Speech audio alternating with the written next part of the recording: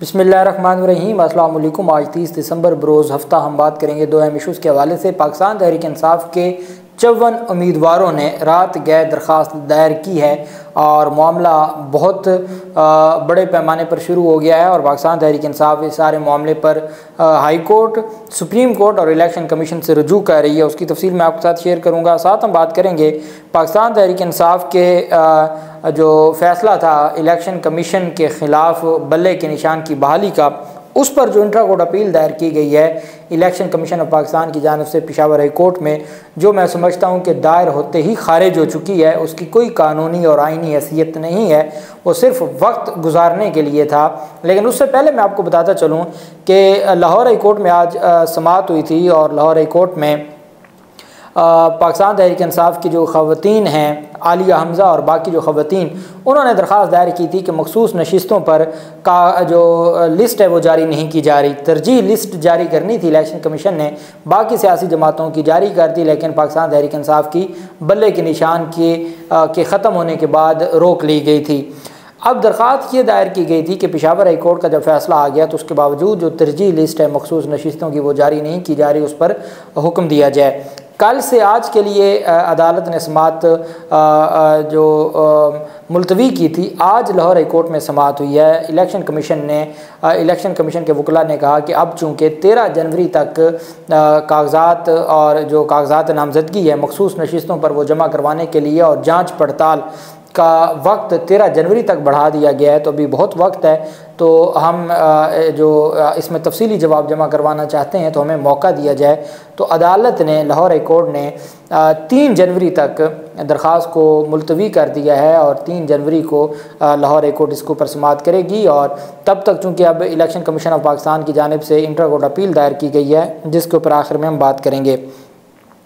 आज जो दिलचस्प सूरत हाल हुई, पाकिस्तान तहरीक इंसाफ जीत चुकी है। पाकिस्तान तहरीक इंसाफ को 99% अगर उनके उम्मीदवारों को उनके कागजात नामजदगी मुस्तरद किए गए हैं। हत्ता कि अब आप देखें ना कि जो मरीम नवाज़ के मुकाबले में थे नईम पंजोता एडवोकेट, वो नौजवान वकील हैं, ना उनका किसी मुकदमे में कोई नाम है, ना ही उनके ख़िलाफ़ कोई केस है, उनके कागजात नामजदगी मुस्तरद कर दिए गए हैं। अली मोहम्मद ख़ान जैसे लोग, उनके कागजात नामजदगी मुस्तरद किए गए हैं। तो ये अजीब ही बात है जो की गई है। पाकिस्तान तहरीक इंसाफ के जो रहनुमा हैं इमरान ख़ान के मियाँ वाली से भी उनके कागजात नामजदगी मुस्तरद कर दिए गए हैं और इमरान ख़ान के लाहौर से भी। इमरान ख़ान की हद तक हम पहले ही जानते थे कि ये मामला सुप्रीम कोर्ट तक जाएगा और इमरान ख़ान को इजाज़त सुप्रीम कोर्ट तक से ही मिलेगी। एक तो इमरान ख़ान की जो दरख्वास्त है तोशा खाना सज़ा के हवाले से, वो भी अगले हफ्ते समाअत उस पर भी हो जाएगी। लेकिन उससे पहले ये ट्राइब्यूनल में मामला चला जाएगा और ट्राइब्यूनल से ये मामला सुप्रीम कोर्ट तक जाएगा।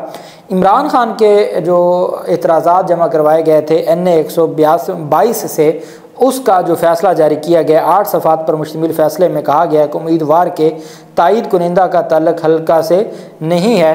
और इसी तरह मियाँ वाली 1 के हल्का NA 89 से भी पाकिस्तान तहरीक इंसाफ के सरबराह इमरान ख़ान के कागजात नामजदगी मुस्तरद किए गए हैं। इसके अलावा शाह महमूद कुरैशी के जो कागजात नामजदगी हैं वो मुस्तरद कर दिए गए हैं। ज़ैन कुरैशी के मुस्तरद कर दिए गए हैं। उनकी बेटी मेहर बानो कुरैशी के मुस्तरद किए हैं। 4 हल्कों से उनके मुस्तरद कर दिए गए हैं।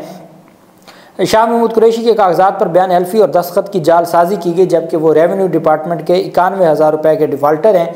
इसके अलावा शाह महमूद कुरैशी की तईद और तजवीज़ कुनिंदा पेश ना हो सके, जबकि मेहर बानो के तजवीज़ कुनिंदा का ताल्लुक़ हल्के से नहीं है और ज़ैन कुरैशी का तजवीज़ कुनिंदा भी रिटर्निंग ऑफिसर के सामने पेश नहीं हुआ इन बुनियादों पर। इसी तरह पाकिस्तान तहरीक इंसाफ के रहनुमा आज़म खान सवाती, जो नवाज शरीफ के मुकाबले में इंतखाबात के लिए किया था, उनके भी NA 15 पर जमा करवाए गए कागजात नामजदगी मुस्तरद कर दिए गए हैं। जुल्फ़ी बुखारी के भी मुस्तरद कर दिए गए हैं। और इसी तरीके से भक्कर से PP 99 इमरान ख़ान के कज़न इरफान ख़ान नियाज़ी के भी कागजात नामजदगी तायद कुनिंदा और तस्दीक कुनिंदा के गैर हासिल होने की बुनियाद पर और उनके पेश ना होने की बुनियाद पर, हालांकि वो सारा दिन वीडियो वायरल होती रही कि जो नियाज़ी हैं उनके इरफान ख़ान नियाज़ी के जो तायद कुनिंदा और तजवीज़ कुनिंदा थे उनको RO ऑफिस के बाहर से गिरफ़्तार किया गया। उसके बावजूद RO ऑफिस ने ये नहीं देखा कि जी मीडिया पर भी, सोशल मीडिया पर भी वो वीडियोस वायरल हो चुकी हैं, बाकायदा तौर पर वकला ने बताया, लेकिन रिटर्निंग अफसर को तो बहाना चाहिए था। एक बात मैं सुप्रीम कोर्ट ऑफ पाकिस्तान के चीफ जस्टिस को, इलेक्शन कमीशन ऑफ पाकिस्तान को, नून लीग को और निगरान हुकूमत को मुबारकबाद पेश करता हूँ कि आपके लगाए गए रिटर्निंग अफसरान ने हक अदा किया है साफ शफाफ इंतखाबात का। कमाल हो गया है, ऐसा कमाल बातें 2018 की जाती हैं। कोई एक मिसाल तो बताएं कि 2018 में किसी सियासी जमात के इस तरीके से पहले नॉमिनेशन पेपर्स जमा नहीं होने दिए जा रहे, फिर उनके तायद कुनिंदा, तजवीज़ कुनिंदा, हत्ता के वकील, हत्ता के अमजद परवेज़ जैसा वकील उसको अगवा कर लिया जाता है या उसको गिरफ्तार कर लिया जाता है। इससे बढ़ के कभी ऐसा हुआ जो इस दफ़ा पाकिस्तान तहरीक इंसाफ के साथ हुआ। मिसालें तो आप 2018 के साथ देते हैं, लेकिन आप बताते नहीं हैं कि 2018 में यहाँ क्या हुआ। और दुख इस बात का है कि शेख रशीद चिल्ला काट के आया, उसके बावजूद उसके कागजात नामजदगी मुस्तरद कर दिए गए हैं और उन पर, शेख रशीद पर FBR के गोशवारों में और रेस्ट हाउस में क़याम की रकम अदा नहीं की, ये इल्ज़ाम है।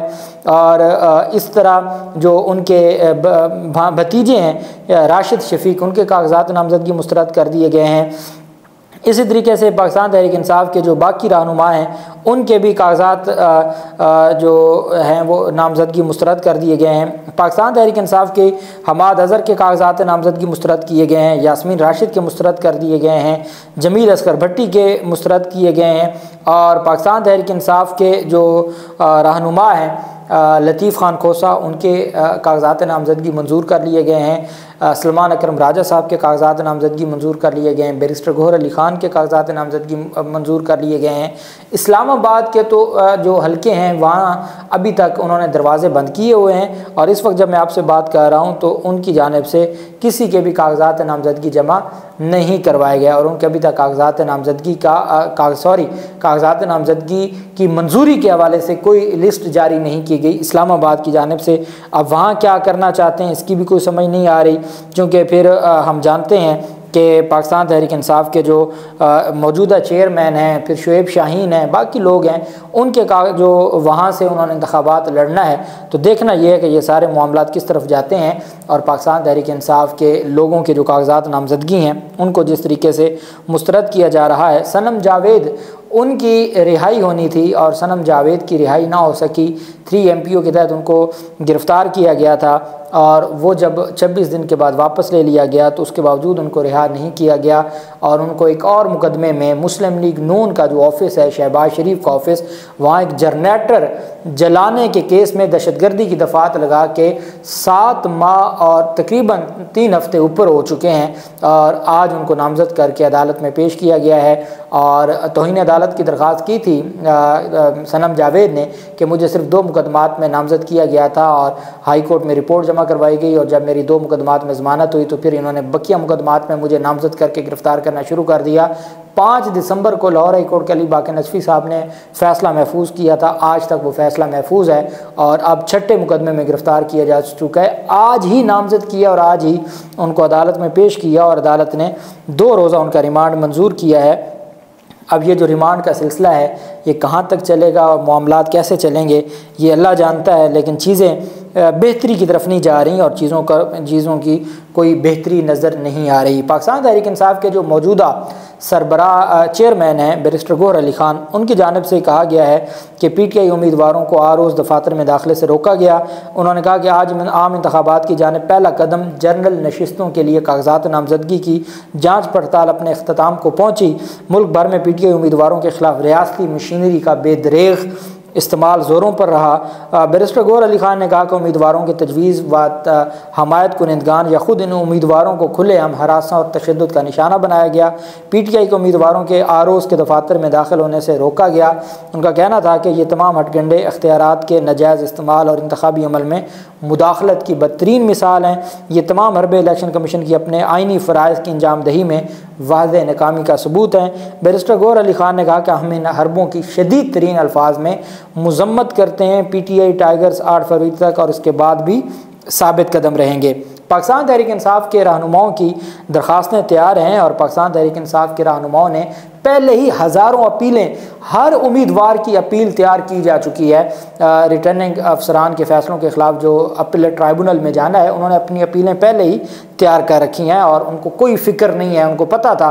और एक बात मैं आपको बता दूं, जिस स्पीड से कागजात नामजदगी मुस्तरद हुए हैं, इसी स्पीड से क्या इससे दुगनी स्पीड से ये फैसले रिवर्स होंगे और पाकिस्तान तहरीक इंसाफ के जो कागजात नामजदगी हैं वो मंजूर होंगे जो ट्राइब्यूनल हैं और सुप्रीम कोर्ट तक।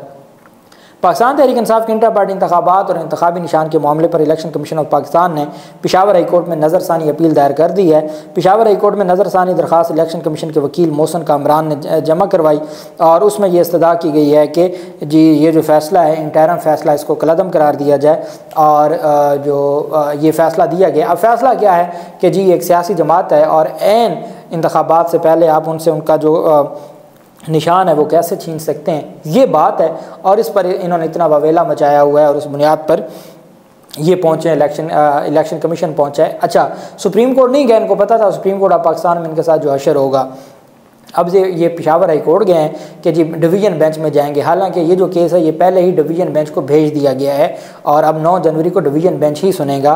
तो इनकी जो दरख्वास्त है वो दायर होते ही नाकाबिल समात है 2 वजूहात पर। एक तो जो जिस केस के लिए ये इंटरम फैसले के ख़िलाफ़ गए हैं वो वैसे ही डिवीज़न बेंच में चला गया है। दूसरा जो इंटरम ऑर्डर है, इंट्रा कोर्ट अपील हमेशा होती है फाइनल ऑर्डर के ख़िलाफ़। इंटरम ऑर्डर के ख़िलाफ़ इंट्रा कोर्ट अपील नहीं होती।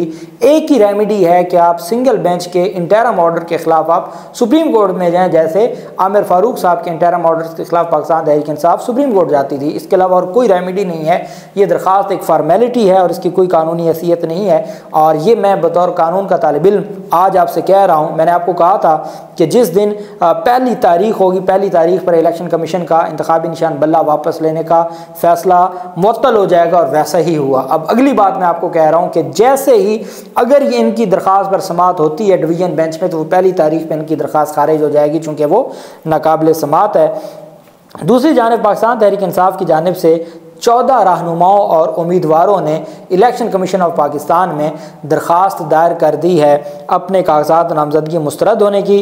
तहरीक इंसाफ के 54 रहनुमाओं और उम्मीदवारों ने इलेक्शन कमीशन में मुश्तरका दरख्वास्त दे दी है। तहरीक इंसाफ ने वफाकी और 4 सूबाई हुकूमतों, 17 DROs और नादरा पैमरा PTA को फरीक बनाया है। PTA रहनुमाओं, वर्कर्स, उम्मीदवारों के खिलाफ जारी कार्रवाइयाँ रोकने का मुतालबा किया गया है। दरख्वास्त में कहा गया कि मुल्क भर में तहरीक इंसाफ के साथ इंतकामी कार्रवाइयाँ की जा रही हैं, तहरीक इंसाफ को निगरान हुकूमत आईनी हक से महरूम कर रही हैं। PTI उम्मीदवार तायीद और तजवीज़ कुनिंदगान को आरोज़ के दफातर से गिरफ्तार किया गया। इस वजह से उन्होंने ये दरख्वास्त दी है कि तहरीक इंसाफ ने दरख्वास्त में 49 हल्कों में पेश आने वाले वाक़यात की तफसीलात भी जमा करवा दी हैं। PTI इंटरनेट बंद करके बुनियादी हक से महरूम कर रहा है। ये भी बताया है नादरा पाकिस्तान तहरीक इंसाफ के वर्कर्स और रहनुमाओं के शिनाख्ती कार्ड ब्लॉक कर रहा है और लाहौर, रावलपिंडी, मियाँ वाली, मुल्तान, फैसलाबाद समेत 17 अजला में DROs ने कोई कार्रवाई नहीं की। ये एक तगड़ी दरख्वास्त 54 पाकिस्तान तहरीक इंसाफ के उम्मीदवारों ने मुश्तरका ये आज कागजात नामजदगी मुस्तरद होने के बाद जमा करवाई गई है और पाकिस्तान तहरीक इंसाफ कल इस सारे मामले पर अब जाएगी ट्राइब्यूनल में। अल्लाह पाक पाकिस्तान का हामी नासिर हो। बहुत शुक्रिया। अल्लाह हाफिज़। पाकिस्तान जिंदाबाद।